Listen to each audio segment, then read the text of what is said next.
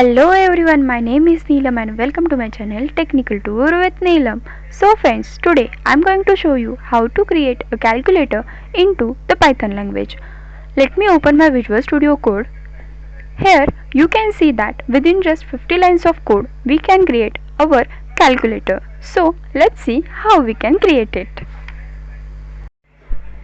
The first step while creating a calculator is to import a tkinter module. It provides the classes which allows the display positioning and the control of the widgets. You can install it by using the pip install tkinter command into the terminal. The second step is to create a root window of an tk and just set the title to the calculator.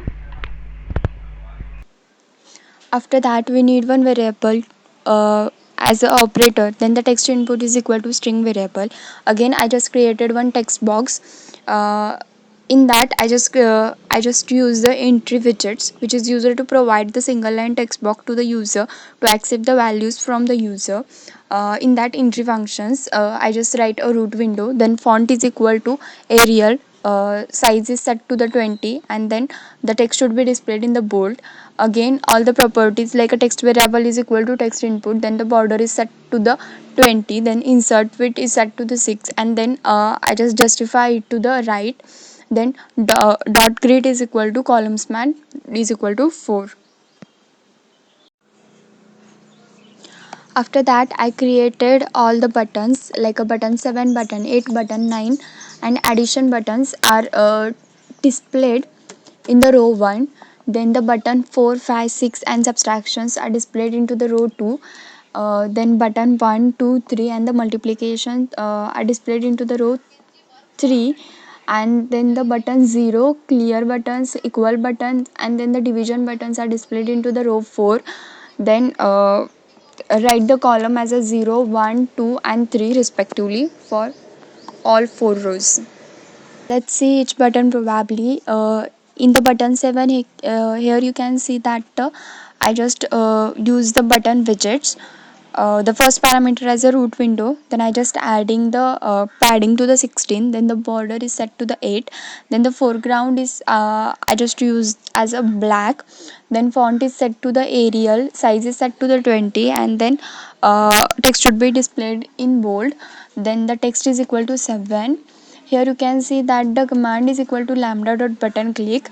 um, the button click function is defined in the above sections. Here you can see that I just write the global operator. If you not write it, it will throw an error like a operator is local, you cannot access it.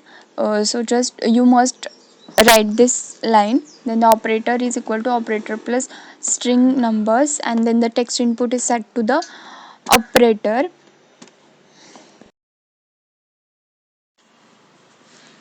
Use the same button widget to all the buttons except the clear and the equal button.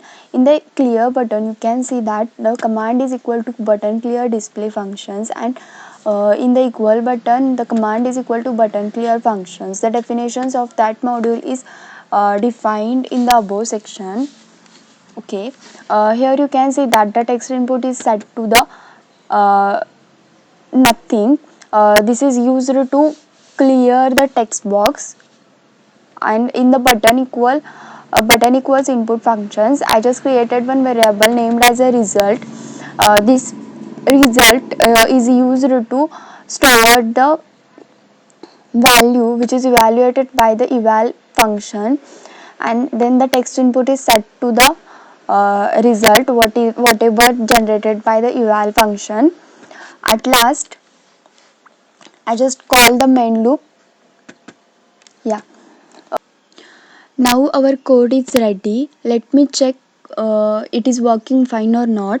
Let me run this code. Yeah, you can see that the calculator is displayed over here. I just perform the addition like a 10 plus 50. It must be displayed is equal to 60. Let's check.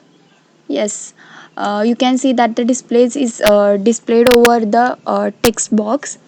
If you like this video, hit like and subscribe to my channel. Thank you for watching.